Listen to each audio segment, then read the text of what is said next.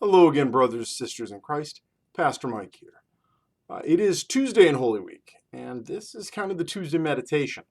As I mentioned before, I was planning on for Monday, Tuesday, and Wednesday looking at the appointed texts because not a lot of churches nowadays actually take a look at them. And now that, I'm doing a lot on the internets, might as well do that. So this text, actually the gospel text for the Tuesday in Holy Week for Mark, is again another John text. It is very interesting. It is actually one that was a text from earlier in Lent that we really didn't talk about. I maybe alluded to it in my sermon because I was looking at the first lesson, the covenants. It is this interesting lesson from John, the 12th chapter. It's from John 12, 20 through 36. If you want to look it over yourself, feel free to pause the video at any time. But it's this interesting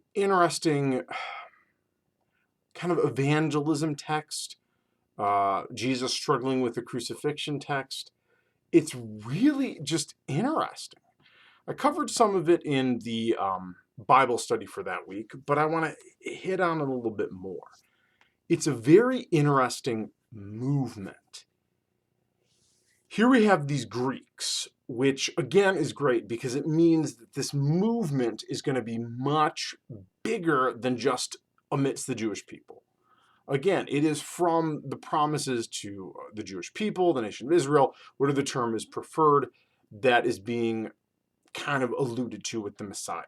But in our understanding of Christ and what God is doing here, it is broader than just one people. It is for all people. All that God has made is deserving of the resurrection, the kingdom, and all those things. One way of putting it, but broader than what could be expected. So the Jewish folks have these Greek folks who are connected in many ways. And now they're inquiring to Jesus or about Jesus, about what's going down with him.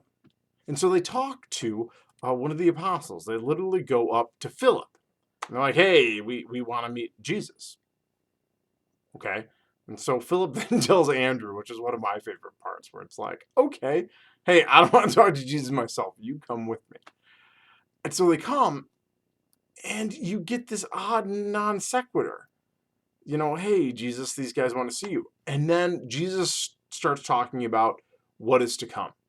And you get actually that great verse, one that I have used, I want to say a couple times for funerals for farmers, where a grain of wheat falls into the earth, and if it doesn't die, it doesn't bear much fruit. That agricultural analogy for what the resurrection is and will be. A great passage. So you get, this, hey, we want to meet Jesus. Hey, this is what's going to happen. This is why the crucifixion is necessary.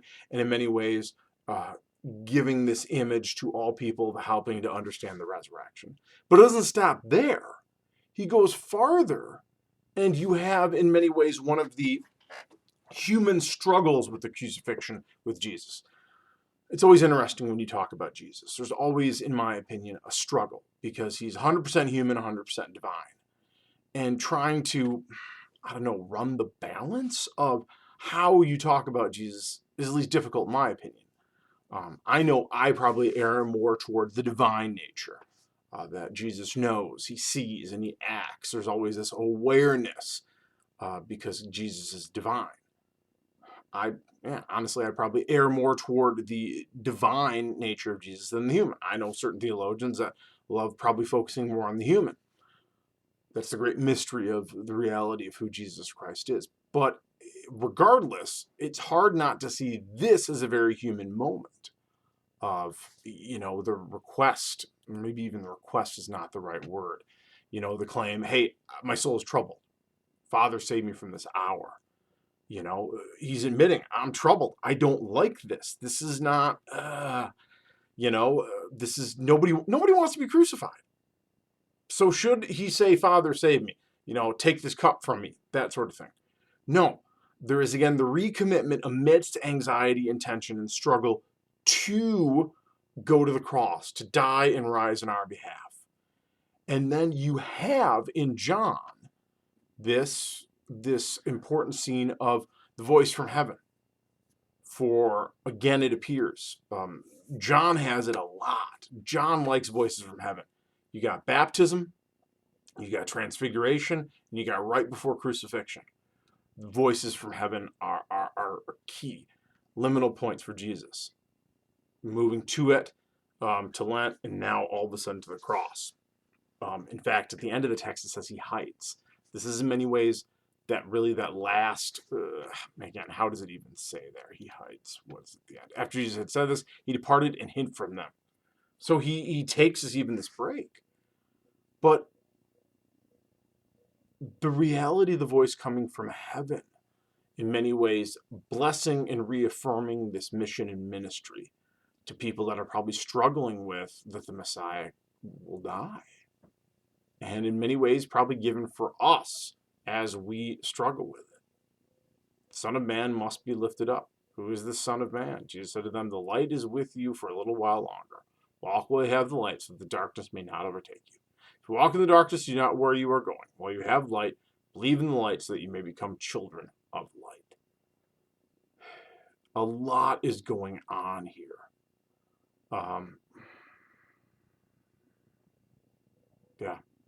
The struggle with the Son of Man being lifted up is again that key piece that is going on here. So what is that? That's maybe the question of that. The struggle with the crucifixion is in many ways what I think this Tuesday is about. Again, there's a lot going on here, a lot to talk about. But even as we're so close to Good Friday, the struggle with the crucifixion. Why must the Son of Man be lifted up? And that's not bad. In all honesty, this should really be, again, a good check for us of, are we getting too comfortable with things that we should not be comfortable with? People at the time were not comfortable with that. This is the Son of Man. This is the Messiah. This is the appointed one, right? He should not be murdered and crucified by a state that has taken over our area, our real estate, our people. It's not good. It's not fair. It's not just. It's not right. It's not good. A couple thousand years we've been hearing this story, and I think we get comfortable with it. One of the struggles, I think, with Christianity is not just getting overly familiar with it, that the truth of it, the tension with who we are and what the world is, just gets ignored. We should not be comfortable with the death of God. We should rejoice and appreciate that, but we should not be comfortable with what we've done to necessitate this reality. Again, we can try to throw it onto others or groups or this, that, and the other, scapegoating, which is always the best. It's not. That was sarcasm. But that we created this need for God to put on flesh, to dwell among us, to die and rise again. We did this. This is us. We should not be so comfortable with forgiveness that we forget that we need to have confession and true remorse. Cheap grace is what Bonhoeffer would call it. That's what I think is going on here. That is what I pull out of this Tuesday text. This voice from heaven, Jesus struggling with it, the crucifixion. He doesn't want to do it. The people struggling with it. Then the call to say, no, walk in the light. We need to walk in the true light and understanding of what is going on. We should not be so overly comfortable with the foundations of our faith that we can't continue to go to them with new eyes, to see, to grow, to be changed. Maybe that's ultimately what I'm going for here. Maybe that's why. Maybe I just learned something new about me today. That if we get too comfortable with it, we won't change. We don't feel the impetus to grow in our faith. Well, we're comfortable with it. I went to Sunday school. I know the stories. There. I passed Jesus' class. That's not what this is about. If we're too comfortable, we can't change. And if the cross is anything, it's God changing us from sinner to saint. Even though we stand at that bridge, as always, some uses applicator. But God, this grand juxtaposition. So brothers and sisters in Christ, maybe the message for Tuesday and Holy Week is take a second. look anew, look afresh at what is really going to happen on Thursday, Friday, and eventually Sunday. Make room in your heart to be surprised and amazed at what God does. All right, blessings, brothers, sisters in Christ. Blessings on this this final push to the resurrection. Talk to you soon. Bye now.